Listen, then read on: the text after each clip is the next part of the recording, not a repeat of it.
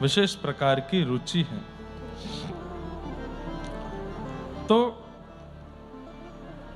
गोवर्धन के पास में एक जमुनावतो गांव है, आज भी कुम्मन दास जी का गांव है, वहां आपका जन्म हुआ। कुलीन अच्छे कुल में आपका जन्म हुआ, लेकिन माता पिता धन संपन्न नहीं थे। प्रसन्न होते हैं तो उसको 2 लक्षण देकर के संसार में भेजते हैं। ठाकुर जी की प्रसन्नता का एक लक्षण है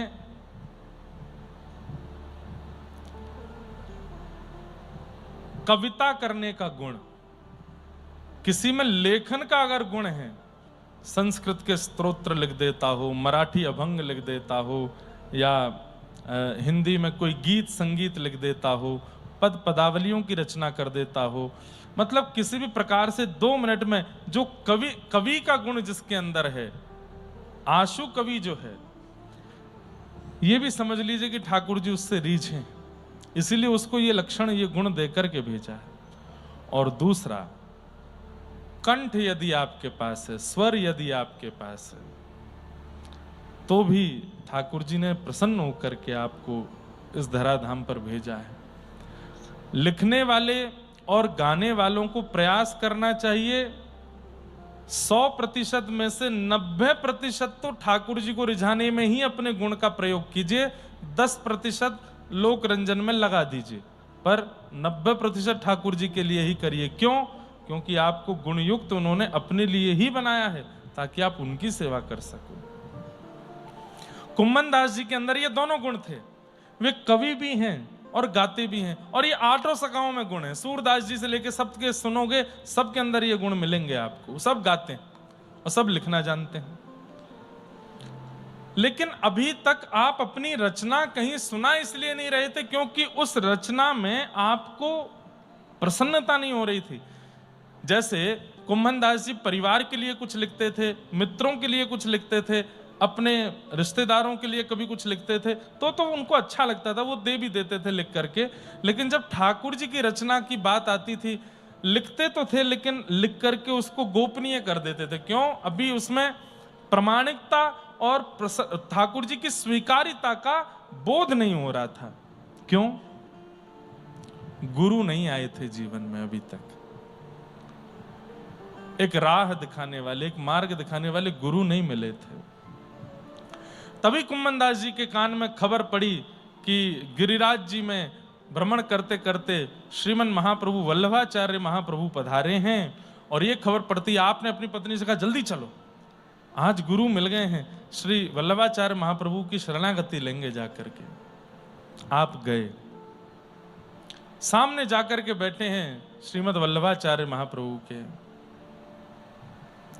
वल्लभाचार्य महाप्रभु ने जिज्ञासा पूछी, क्या है? बोले कि बस शरणागति चाहिए। शरणागति दे दी, दीक्षा दे दी।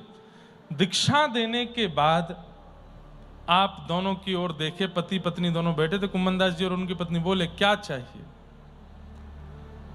तो इनकी पत्नी जो थी बेचारी बिल्कुल सीधी सादी थी, जैसे ही पूछा क्या चाहिए, इधर उधर देख के बोली संतान नहीं है हमारे, कृपा करके ऐसा कुछ कर दो, कोई मंत्र ऐसा फूंक दो हमारे ऊपर कि घर में एक बालक हो जाए। कुम्मन दास जी बड़े गुस्सा हुए, अरे देवी ये क्या किया तूने? क्यों? बाबा कह रहे कुछ मांगो, तो मैंने मांग लिए कि पुत्र दे दो। अरे देवी, ऐसे महापुरुष के सन्मुख आकर के, जिन्होंने साक्षात श्रीनाथ जी को प्रकट करके विराजमान किया, ऐसे अद्भुत महाप्रभु जी के सन्मुख आकर के भी इतने संसार मांगा।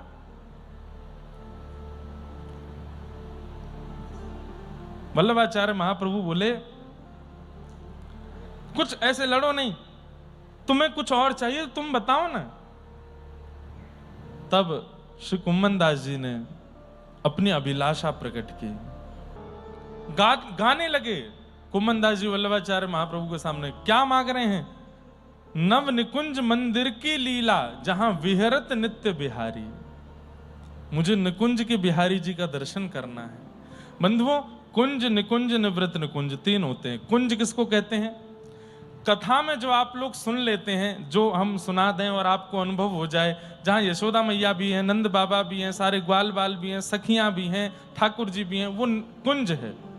पर जहां केवल सखियां हैं और प्रिया प्रियतम हैं वो निकुंज है, और जहां केवल प्रिया प्रियतम हैं और जिसको वो चाहें उनमें से एक या दो और कोई हैं वो निवृत्त निकुंज है। क्या मांगा है?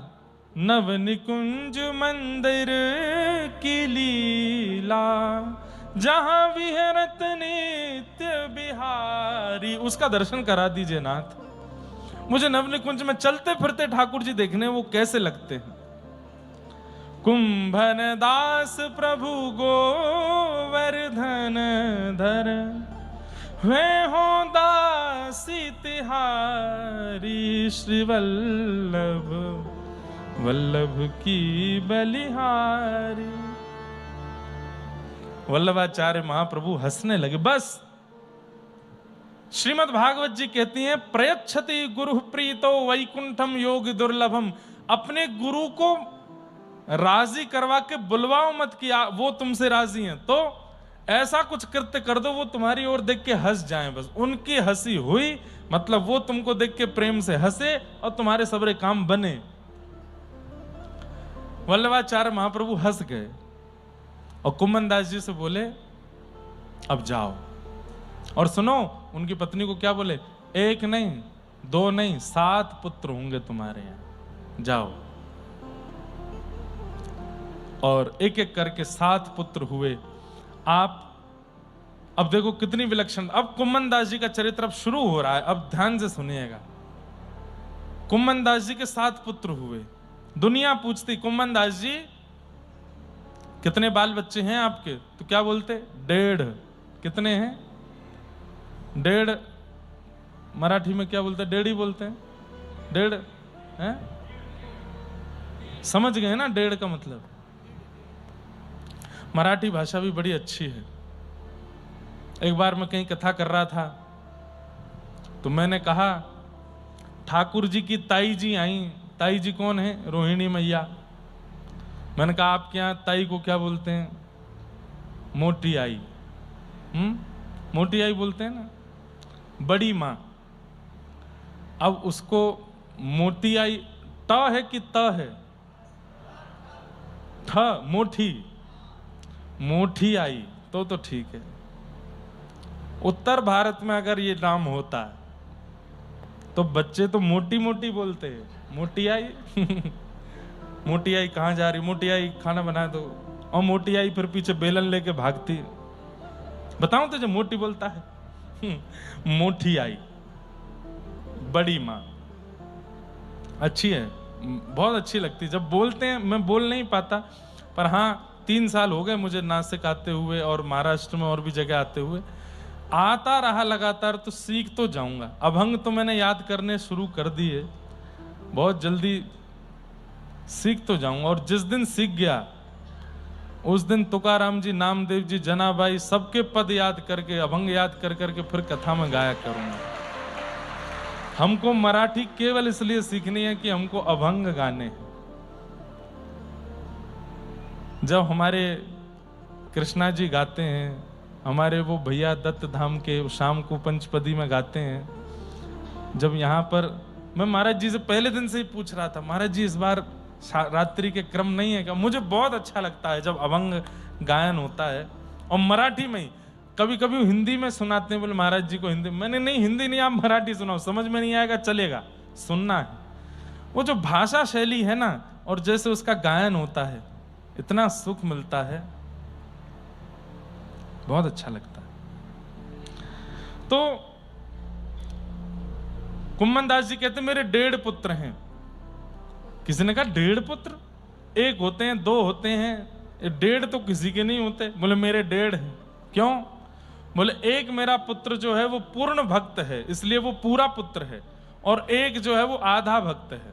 आधा भक्त कैसे? बोले मंदिर नहीं जाता, संध्योपासन नहीं करता, गुरु दीक्षा नहीं ली है और कुछ नहीं, बस गौ सेवा करता है, इसलिए आधा भक्त है। इसलिए मेरे 1.5 पुत्र हैं। एक पूरा है, एक आधा है। बाकियों को मैं पुत्र मानता ही नहीं हूं। क्यों? वो भजन नहीं करते, कीर्तन नहीं करते, मंदिर नहीं जाते, गुरुदेव से नहीं मिलते, उनको मैं पुत्र ही नहीं मानता। ऐसा त्यागी देखा?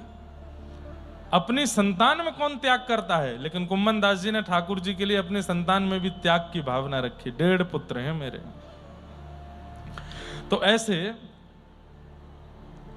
कुम्मन दास जी, उनके साथ में ठाकुर जी की एक बड़ी मधुर लीला है। एक बार की बात, जब मुगल आक्रांताओं ने, अच्छा, वल्लभाचार्य महाप्रभु से दीक्षा लेने के बाद आपको अब अनुभव होने लगे और आपके गायन और शब्दावली सुनकर के श्री वल्लभाचार्य महाप्रभु ने आपको श्रीनाथ जी की राग सेवा के लिए आज्ञा दे दी। अब आओ गिरिराज जी में आकर के श्रीनाथ जी को राग सुनाया करो। तो नित्य जाया करते थे, वहां जाकर के राग सेवा करते थे। दुष्ट आक्रांत, जिनमें से औरंगजेब प्रसिद्ध था, उसने जब भारत के मंदिरों को तोड़ना शुरू किया तो उसने अपनी गति बढ़ाई व्रजमंडल की ओर, और जैसे ही व्रज की ओर वो बढ़ने लगा तो सब गोवर्धन के लोगों को और ब्रजवासियों को सबके मन में हुआ कि भाई अब गिरिराज जी की रक्षा कैसे करें, वो तो मंदिर तोड़ देता है आकर के। सब बैठ करके मंत्रणा कर रहे थे, चिंतन कर रहे थे, क्या करें क्या करें क्या। इतने में ही गर्भगृह से आवाज आई, बोले यहां से कहीं और ले चलो मोकू। ठाकुर जी बोले, कुम्मन दास जी के कान खड़े हुए, बोले कौन बोला कौन बोला। जैसे ही झांक करके देखा, आहा सुंदर श्रीनाथ जी ऐसे थाड़े हैं, और कुम्मन दास जी को पहली बार नेत्र ऐसे ऊपर करके देखा, पहली बार सचल ठाकुर जी का अनुभव हुआ। कुम्मन दास जी तो बिल्कुल आनंद में भर गए। ठाकुर जी बोले, अरे भैया आनंद में मत भरे, बेहोश है के चक्कर खाए के मत गिरियो, वो मिले छारो है मंदिर ने तोड़े, या तो पहले आवे मुंह को कहीं और लेके चलो। जय जय, कहां लेके चले। बोले तोड़ को घनो एक वन है जहां पे खूब कांटे हैं, और टेंटी एक अचार होता है हमारे यहां, उसके वृक्ष लगे हैं। ठाकुर जी कहने लगे वहां लेके चलो मुझे। अब श्रीनाथ जी का रूप बड़ा है, कैसे लेके जाऊं, क्या लेके जाऊं। सद्दू पाने बोले, भैया गैया बैलगाड़ी में तो लगेंगे नहीं, और बैल जो है वो हमारे सब वृद्ध हो गए, कब पधार जाए कोई पता नहीं, ठाकुर जी को कैसे लेके जाएं। सोई ठाकुर जी फिर से बोले गर्भगृह से, कुम्मना। बोला हाँ, यहीं पास में सद्दू पाने की गौशाला के बगल में एक गौशाला है, वहां में भैंसा बंधे हुए हैं, भैंस और भैंसा, माते एक भैंसा लिया। तो सबरे बोले, जय जय आप भैंसा की सवारी करोगे, क्यों ना कर सके हम। बोले जय जय भैंसा, अरे हमारे साली की सवारी है, यमुना जी हमारी पत्नी है, पटरानी है, और यमुना जी को भैया कौन है, यमराज, और यमराज काय पे बैठे, भैंसा पे। तो हमारे सारी की सवारी है, और सारे की सवारी पे तो जीजा को पूरा अधिकार रहे। खूब हमने गरुड़ की वाहन बने हैं, खूब गरुड़ वाहन बन के उड़ाए हैं, खूब हमने अनेक अनेक वाहन देखे, आज अपने सारे के वाहन पे बैठेंगे, लेके आओ बा भैंसा को। अब महाराज भैंसा लेकर के आए, वाकू पहले इत्र से तो स्नान करायो, इत्र से स्नान कर, गंगा जल से स्नान करा के इत्र लगायो, इत्र लगा करके वापस खूब मखमली चद्दर आदि सब बिछाई, खूब मलमल के वस्त्र लगाए, मसनद गद्दी लगाई वाकई ऊपर। इतने में ही भैंसा चिल्लाने लगो, ये का है रो पीछे। बोले भैया ये वजन सह पाएगो कि नहीं। भैंसा समझते हैं ना, भैंसा भैंस तो समझते होंगे। यहां दिखा नहीं मुझे, महाराष्ट्र में होते तो होंगे, हैं खूब है। हमको पता नहीं महाराष्ट्र का अच्छा वाला पोर्शन ही दिखता है।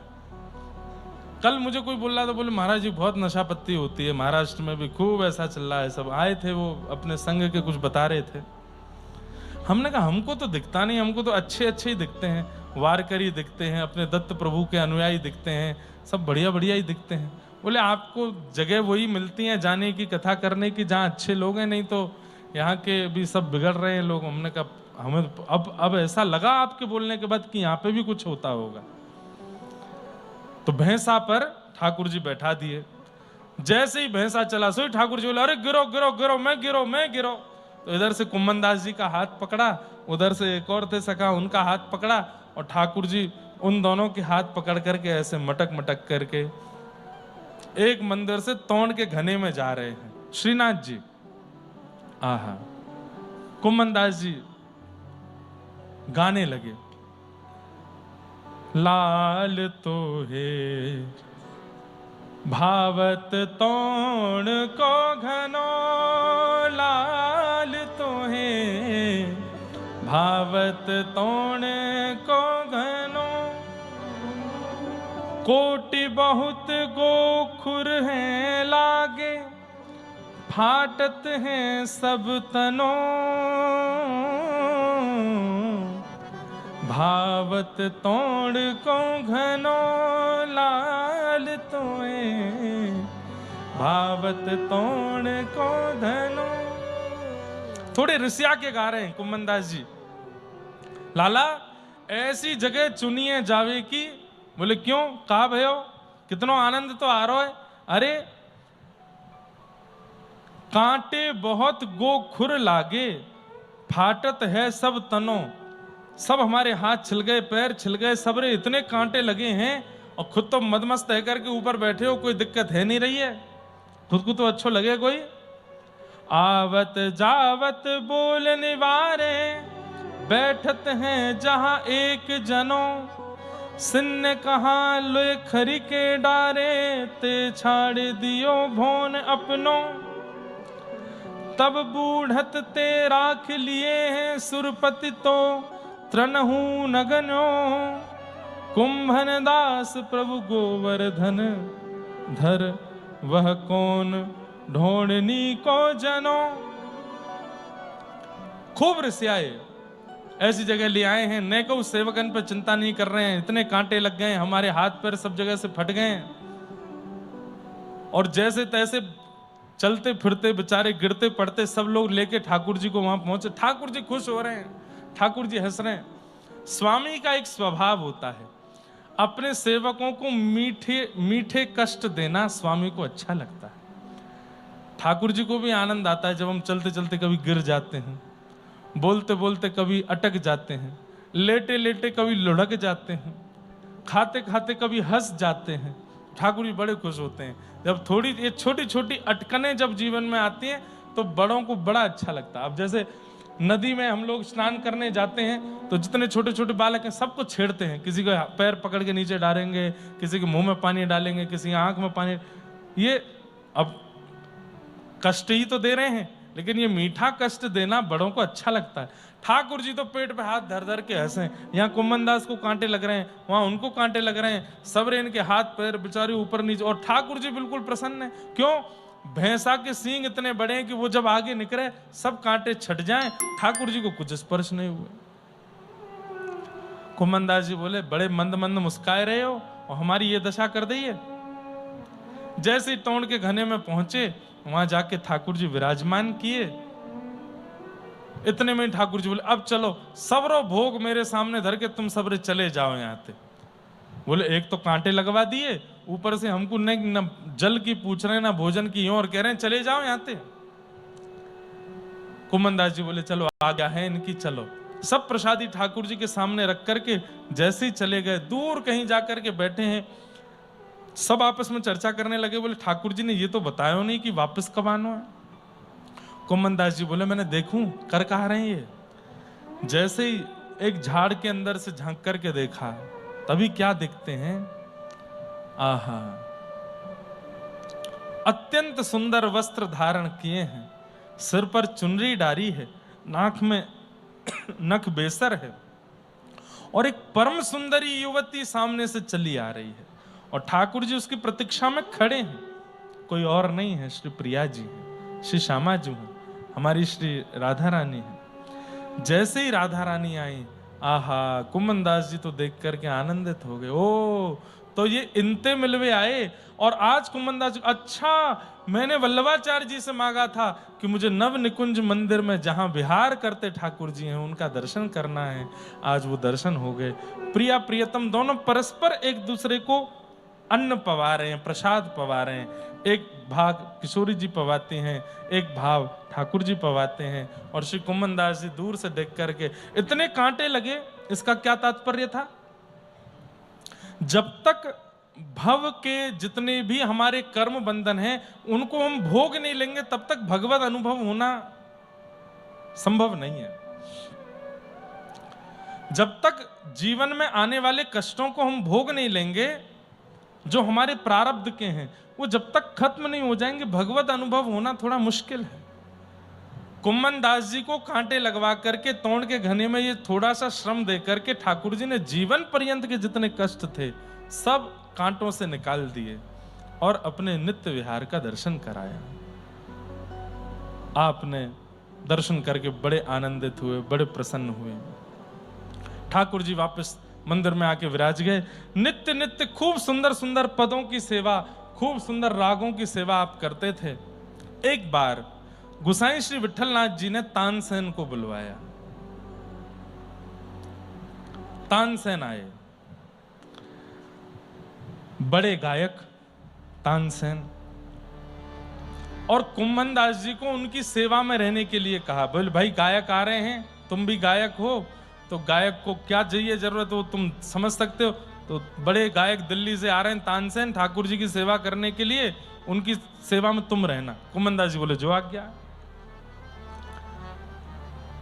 तानसेन आए, आकर के सबसे पहले तो कुम्मन दास जी ने उनको स्वागत किया, आइए आइए, विठलनाथ जी ने मुझको आज्ञा दी आपकी सेवा, आप प्रसाद पा लीजिए।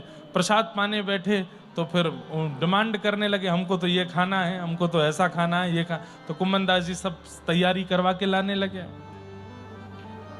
हमारे लिए पान बनवा करके लाओ। तो कुम्मन दास जी जाने लगे, सुनो उसमें थोड़ा सा जर्दा मिलवा के लाना, तंबाकू।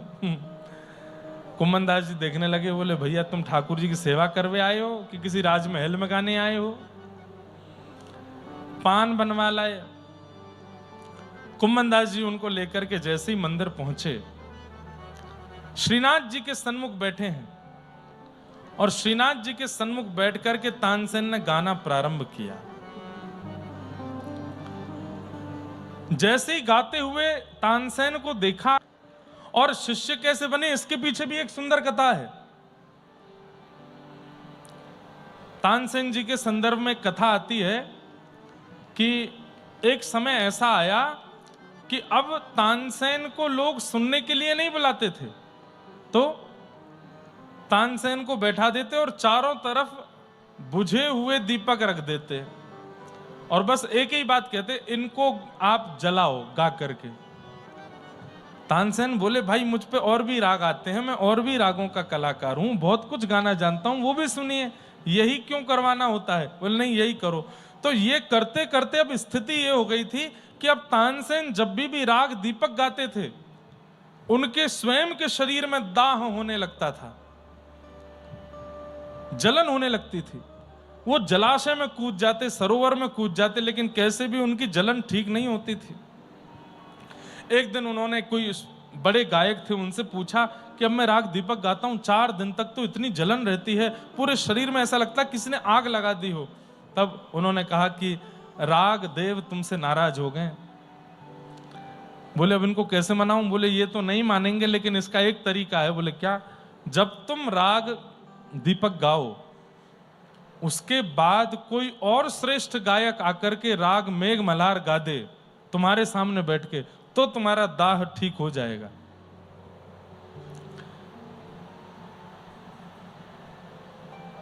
अब इनसे ऊंचा कोई गायक ही नहीं था।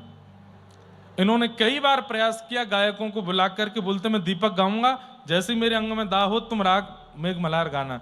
तो ये राग दीपक गाते, और जैसे ही दाह होता कहते गाओ। अब वो खूब गाते रहते, लेकिन इन पर कोई असर ही नहीं होता, क्योंकि मेघों का बरसना आवश्यक है, और वो केवल इन्हीं से होता था और किसी से नहीं हो सकता।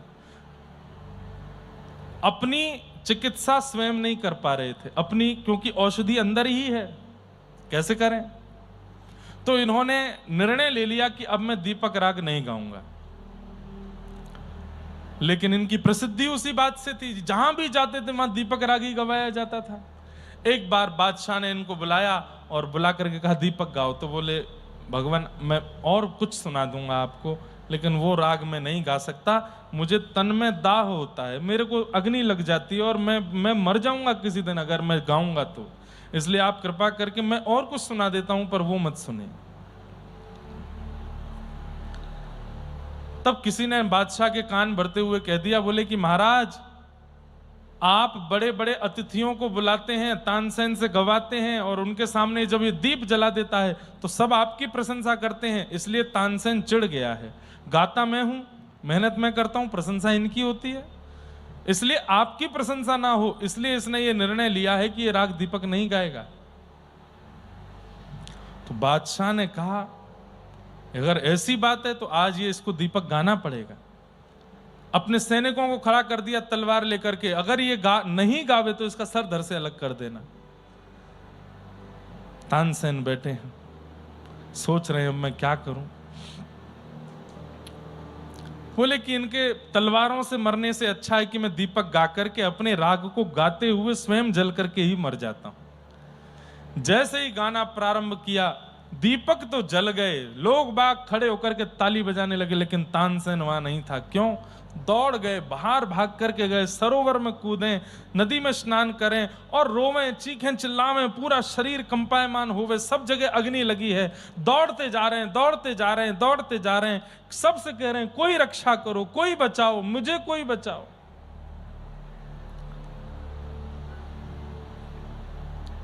तभी एक जगह ठोकर लगी और आप मूर्छित होकर के गिर पड़े, लेकिन आपके तन में अभी भी वह जलन हो रहा था। तभी वहां दो गोपियां व्रज की, अभी की बात है, तानसेन कितने 500 वर्ष पूर्व होंगे, व्रज की दो ग्वालिन गोपियां वो गोबर थापने के लिए आई थीं, और थापते थापते जब उन्होंने इनको देखा तो देखते ही समझ गई कि ये दीपक राग गा करके इनका शरीर अंदर से जल रहा है, इनको मेघ मल्हार सुनाना पड़ेगा। और हाथ में गोबर लगे हुए ब्रज की सामान्य सी अनपढ़ सी वो गोपियां मेघ मल्हार गाने लगी। आकाश में बादल प्रकट हो गए और तानसेन के ऊपर बरसने लगे। तानसेन ने नेत्र खोल करके जब देखा चारों तरफ, तो वो बिल्कुल सहज सरल सी कंडा थाप रही हैं, गोबर थाप रही हैं और मेघ मल्हार गा रही हैं। तानसेन बोला आपको ये राग कैसे आता है? तो बोले हमको तो ये भी नहीं पता कि ये कौन सा राग है, बस इतना पता है कि जब किसी को ऐसी पीड़ा दिखाई दे तो हमारे गुरुजी ने कहा था ये वाले स्वर गाने हैं, इसलिए हम गा रहे हैं। हमारा प्रताप नहीं है, हमारे गुरुदेव का प्रताप है। बोले कौन है तुम्हारे गुरुदेव? बोले जिन्होंने वृंदावन में बिहारी जी को प्रकट किया, श्री स्वामी हरदास जी महाराज। तानसेन दौड़े दौड़े फिर स्वामी श्री हरदास जी की शरण में गए। बोले गोबर थापने वालों को आपने ऐसा अद्भुत संगीत सिखा दिया, जो कला मेरे अंदर है मेघों को वर्षाने की, वो सामान्य सी गोपियां बरसा रही हैं। आप सामान्य नहीं है, अब मैं आपकी शरण में हूं। और तानसेन स्वामी श्री हरदास जी का शरणागत हो गया। लेकिन समय लगता है दीनता आने में। बड़े बड़े लोग जब गुरुजनों के आश्रित होते हैं तो थोड़ा समय लगता है दीनता आने में। तानसेन में भी दीनता नहीं आई थी। आज श्रीनाथ जी की सेवा करने के लिए गए, कुम्मन दास जी उनकी सेवा में थे। सामने बैठ करके जैसे ही राग गाना प्रारंभ किया, अंदर से गोसाई विठलनाथ जी ने देखा गा रहे हैं और बीच बीच में कुम्मन दास जी के हाथ में पीक दान दे रखा था, उसमें पीक दान करते हैं और फिर गाने लगते हैं। गोसाई श्री विठलनाथ जी ने तुरंत कपाट बंद कर दिए ठाकुर जी के और बाहर आकर के बोले पहले बाहर जाओ, कुल्ला करके आओ, मुंह धो करके आओ। ये रजवाड़ों के राज शासन में नहीं गा रहे हो आप, ये ठाकुर जी का स्थान है, पवित्र होकर के आइए, फिर गाइए। उनको थोड़ा लगा तो उठ करके गए, बाहर हाथ मुंह धो के कुल्ला उल्ला करके आए, आकर के बैठ के फिर गाने लगे। जैसे ही गाने लगे गोसाई जी ने फिर कपाट खोल दिए। थोड़ी देर सुनने के बाद गोसाई जी ने जैसे ही भीतर झांक करके देखा मंदिर में, तो श्रीनाथ जी को झोंके आ रहे थे। श्रीनाथ जी को नींद आ रही है और कभी इधर जावें कभी ऐसे करें, ठाकुर जी खड़े खड़े झोंके ले रहे हैं। गोसाई जी ने फिर से कपाट बंद किए, भीतर जाके जय जय कहा भयो, अरे मुंह को भान आ रहो या को गानो, थोड़ी देर पहले आयो तब तो बढ़िया गा रहो, अब पतो ना कहां रैंक रहो, मुंह तो बढ़िया ना लग रहो, रैंक रहो जाने। कल रात्रि रासलीला देखी थी, रासलीला में मधुमंगल जी क्या कर रहे थे? स्वर लगा रहे थे ऊंचे ऊंचे, उसको हमारी ब्रज भाषा में कहते हैं रैंकना। क्या बोलते हैं? रैंकना। बिना स्वर के भी जो पंचम स्वर लगाते रहते हैं, बिना सुंदर गला होते हुए भी गाने का प्रयास करते हैं, उनको कहते हैं रेंक रहा है।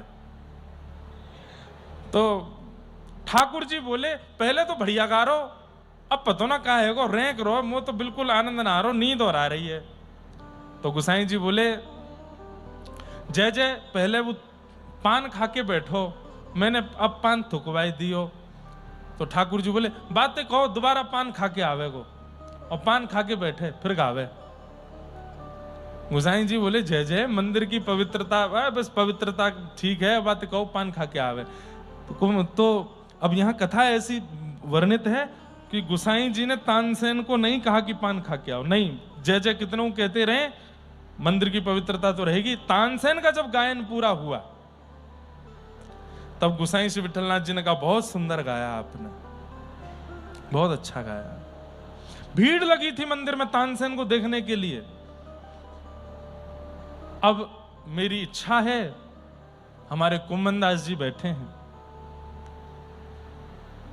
एक पद की सेवा कुम्भन दास जी भी करें।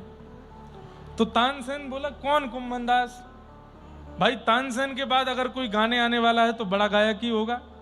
बगल में पीकदान लिए बैठे थे, तो बोले ये गाएंगे, ये सुबह से मुझे रोटी खिलाते डोल रहे हैं, मेरा बस्ता सामान लेके चल रहे हैं, ये गाएंगे?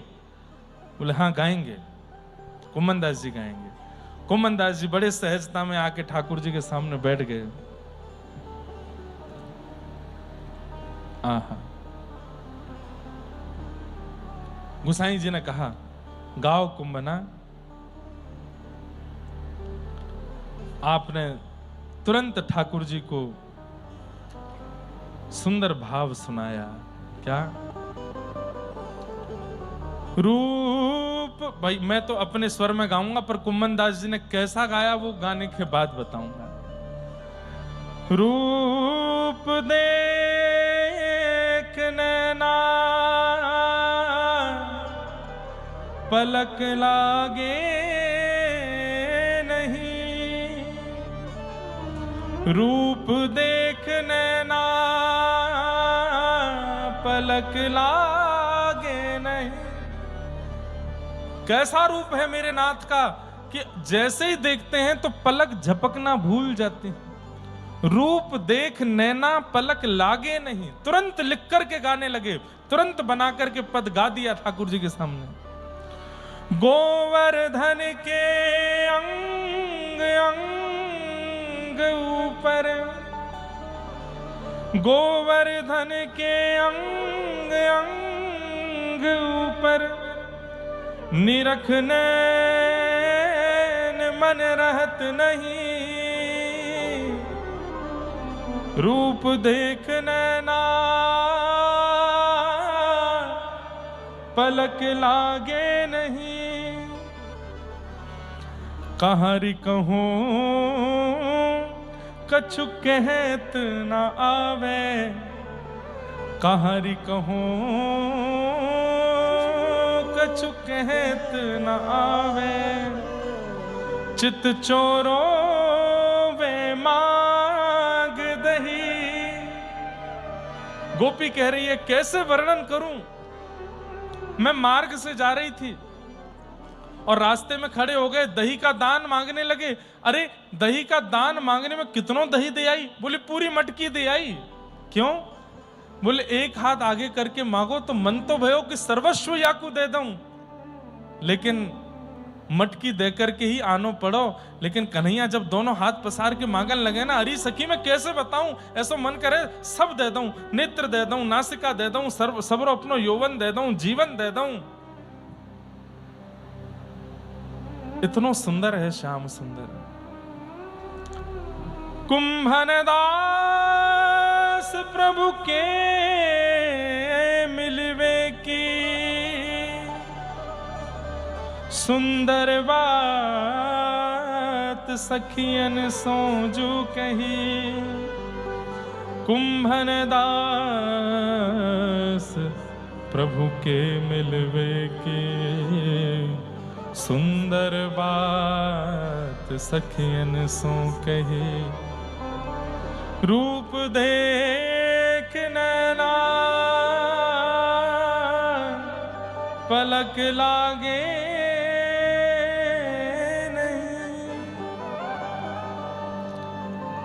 कुम्मनदास जी गा रहे हैं, सिसकियों की आवाज आ रही है। और तभी गुसाई विठलनाथ जी ने भीतर देखा तो भीतर श्याम सुंदर के नेत्र सजल हैं, और सामने देखा तो कुम्मनदास जी के नेत्र सजल हैं। लेकिन स्थिति तो तब विचित्र हो गई। तब क्या देखा, पीछे तानसेन मूर्छित पड़े हैं और नेत्रों से अविरल अश्रुधार गिर रही है। भाई, आप यदि किसी चीज में निपुण हैं और उसी भाव में निपुण और कोई व्यक्ति आ जाए तो ये बात होती ही है, ये स्वाभाविक बात है कि आपके चित्त में उसके प्रति प्रतिस्पर्धा आ जाएगी, उसके प्रति ईर्ष्या आ जाएगी। पर यदि कोई वस्तु आपको आती है और कोई दूसरा आकर के जब वही क्रिया करने लगे और आपको उसके प्रति प्रतिस्पर्धा ना हो, उसके प्रति ईर्ष्या ना हो, बल्कि उसके प्रति प्रेम होने लगे, वो वही कर रहा है जो आप करते आए हैं, लेकिन फिर भी आपको उसके प्रति प्रीति हो रही है, तो ये बात प्रमाणित है, या तो उसके चित्त में ठाकुर जी विराजमान है या आपके चित्त में ठाकुर जी विराजमान है। कुम्मनदास जी के चित्त में ठाकुर जी बैठे हैं। तानसेन सुनकर के प्रतिस्पर्धित हो जाना चाहिए था, ईर्ष्या हो जानी चाहिए थी। तानसेन जब गा रहे थे तब वाह वाह हो रही थी, लेकिन कुम्मनदास जी ने जब गाया तो केवल आह हो रही है, सबके नेत्रों में अश्रु भर आए हैं। तानसेन को जब होश आया, कुम्मनदास जी को हृदय से लगा लिया। मैंने जीवन पर्यंत गाया, बड़े बड़े गायकों को, अपने गुरुदेव के अलावा किसी की गायकी को मैंने सराहा नहीं, लेकिन आज आपके चरणों में प्रणाम करता हूं। आपके मेरे पास स्वर है, मेरे पास कंठ है, मेरे पास शब्द हैं, पर उन स्वर, शब्द और कंठ का उचित उपयोग जैसा मैं करना चाहता था वैसा आप कर रहे हैं। मीठी ईर्ष्या हो रही है मुझे कुम्मनदास जी आपसे। मैंने जगत के राजाओं को रिझाया, लेकिन आपने जगत बनाने वाले को रिझाया है, आपने जगन्नाथ को रिझाया है। अद्भुत। ऐसे श्री कुम्मनदास जी। एक बार आप सुबह सुबह राग भैरव अलाप रहे थे। ये राग भैरवी है? ये कौन सा है? अहीर भैरव है? अहीर भैरव है। अच्छा, एक बार आप सुबह सुबह गा रहे थे, अहीर भैरव ही गा रहे थे, यही चल रहा है ना? तभी फतेहपुर सीकरी पड़ता है आगरा से आगे। वहां का बादशाह गोवर्धन आया था और उसने जैसे ही देखा कि आप इतना सुंदर स्वर में गा रहे थे, उसने जैसे ही सुना, अब राजा तो रिजवार होते हैं, बिना देखे बिना जाने राजा के मुख से बस निकल गया, वाह वाह वाह, क्या कहना क्या कहना क्या कहना। कुम्मनदास जी ने ये सुना, उठ करके खड़े हुए। कौन बोला? असंख्य सैनिक खड़े थे, रथ पर राजा बैठा था। तभी सेनापति बोला, हमारे राजा आए फतेहपुर सीकरी। आपका स्वर सुन करके और उनके मुख से वाह निकली है। कुम्मनदास जी ने उसी सरोवर का जल हाथ में लेकर संकल्प लिया, आज के बाद अहीर भैरव राग नहीं गाऊंगा। क्यों? जिस राग पर संसार का एक व्यक्ति आनंदित हो रहा है, अरे मैं तो जिनसे वाह सुनना चाहता था उन्होंने तो वाह करी नहीं, और जिसको सुनना ही नहीं चाहता वो वाह वाह कर रहा है। आज के बाद ये राग ही नहीं गाऊंगा, झूठा हो गया राग। ठाकुर जी को अमनिया भोग लगाना है। अमनिया मतलब जिस पे किसी का मन ना आवे। इस राजा का मन आ गया है, अब नहीं गाऊंगा ये राग। कितना कितना सूक्ष्म चिंतन करता है भक्त अपने ठाकुर की सेवा में। हम आप होते और पता चल जाता, हमारी कथा से, हमारे वक्तव्य से, हमारी बात से, हमारे गायन से राजा रीझ गया है, तो हम और बढ़िया गाते, और राजा रीझ जाए और रीझ जाए, ऐसा हो जाए, मेरा मुरीद हो जाए, मेरा फैन हो जाए। पर कुम्मनदास जी के चित्त में ये भावना नहीं। और सुनाइए। कुम्मनदास जी बोले, अब तो मैंने संकल्प ले लियो यार, राग को कभी नहीं गाऊंगा। और कुम्मनदास जी वहां से चले गए। राजा ने अपने सैनिकों को लगा दिया, बोले सुनो, ये व्यक्ति मुझको मेरे दरबार में चाहिए और ये वहां बैठ करके सुनाएगा, गायन करेगा। सैनिक लोग लगे कुम्मन दास जी के पीछे, जब जब मंदिर जामे तो हाथ जोड़े, बोले हमारे राजा बुला रहे हैं, आप नहीं जाओगे तो वो हमारी गर्दन काट देंगे, चल दीजिए ना। बोले बिल्कुल नहीं जाऊंगा, मैं राज दरबारों में नहीं गाता हूं, मैं अपने ठाकुर को प्रसन्न करने के लिए गाता हूं। सैनिकों ने जाकर के इनके घर पर जब इनके घर की स्थिति देखी तो अत्यंत 17 लोग रहते थे घर में। कितने लोग? 17 से ज्यादा ही होंगे, गिनती करवाऊं। 7 पुत्र, 7 उनकी पत्नियां, कितने हो गए? 14। 15वें कुम्मन दास जी और 16वीं इनकी पत्नी, हाँ 17 ही हैं। और एक इनकी भतीजी थी, वो विधवा थी, वो भी इनके पास ही रहती थी। 17 लोग घर में रहते थे। और घर की स्थिति क्या थी? वर्षा आ जाए तो कमर कमर तक जल भर जाता था घर में। और घर की स्थिति और सुन लो। कुम्मन दास जी एक बार अपनी भतीजी से बोलते हैं, अरे सुनो, क्या तिलक स्वरूप करना है तो आरसी ले आओ और आसन ले आओ। तो इनकी भतीजी बोली, आरसी तो गैया पी गई। और आरसी जानते हैं किसको कहते हैं? वो गाड़ी वाली आरसी नहीं, आरसी बोलते हैं शीशा को, मिरर को, दर्पण को आरसी बोलते हैं।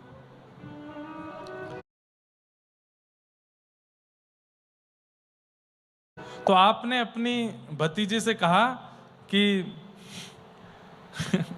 हमारे एक पंडित जी बैठे हैं, एक बार मैं यही चरित्र कहीं सुना रहा था, तो शाम को कथा के बाद मुझसे बोले, महाराज जी कुम्मन दास जी के समय पे बाइक थी? मैंने क्यों? बोले वो आरसी मंगा रहे थे अपनी भतीजी से। मैंने कहा वो वाली आरसी नहीं है यार, ये आरसी का मतलब होता है शीशा, दर्पण, उसको आरसी बोलते हैं। तो आपने अपनी भतीजी से कहा